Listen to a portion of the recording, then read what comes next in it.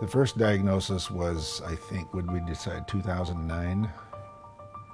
It was about 4 years before she died, and it was stage 1. They did a lumpectomy. There was some chemo, and there was the radiation, and we thought, a lot of people said, well, I had that, and so we were very hopeful and so we thought, okay, we'll just play it out and see how it goes, and if we have the same good fortune as everybody else that talked to us, then that would be good.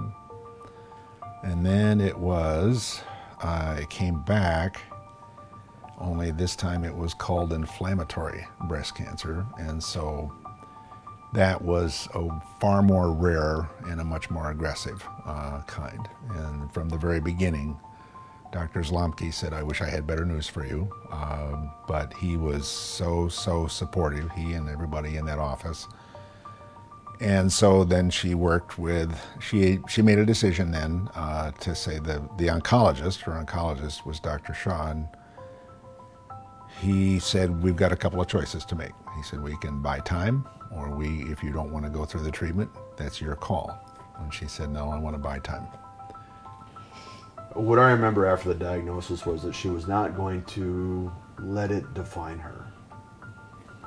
She chose her definition to be wife, mother, grandmother. She was undergoing treatment and went to Washington, D.C. for my oldest son, Gage's, was on a National History Day competition. And she went, and she didn't stay in the hotel. She went out and toured, and she went and watched the award ceremony. And it was not something that, it was something she had. It was not her. I knew she was, when she was not comfortable, and when she had a hard time with just physical energy or breathing or whatever, and but you know, she'd say, well, I'm not doing so well today with this, and maybe we ought to call the doctor and just have him do something, whatever, a variety of things.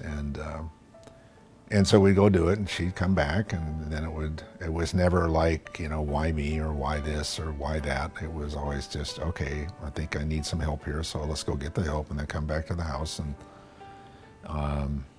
so that's kind of how she would approach it, and I never heard her say anything like, you know, why am I the one having to do this, and so forth and so on. It was something she had. She never let it beat her. She was my best bud, and it was just like, they'd come everywhere I was. They'd come to college, we'd go dancing, you know, they came and saw me wherever I was in Tennessee, and we'd always find a dance floor, and we just loved to hang out. It was fun. Everyone we know, probably family, has an apron that she's made them. She loved to make aprons, and hence all the cooking. But Grandma did this state fair and got second place by making an apron. Had It was trees really, on it. Yeah, it was really pretty. Well, She was tech support. yeah. I don't know how many times I called her Oh, for real, yeah. looking, hey, Mom, my computer crashed. Well, what did you do? I don't know, it just crashed. So she'd walk you through how to get it back up. And The first time when she was done with all of her cancer treatments, we rented the big pink limo, and the kids were, I mean, the Hummer limo. still little, but they thought this was awesome. Oh yeah, that was awesome. yeah, she came out. She didn't know because she came out of church and there's a pink limo there, and everybody was like surprised, and we rode in it.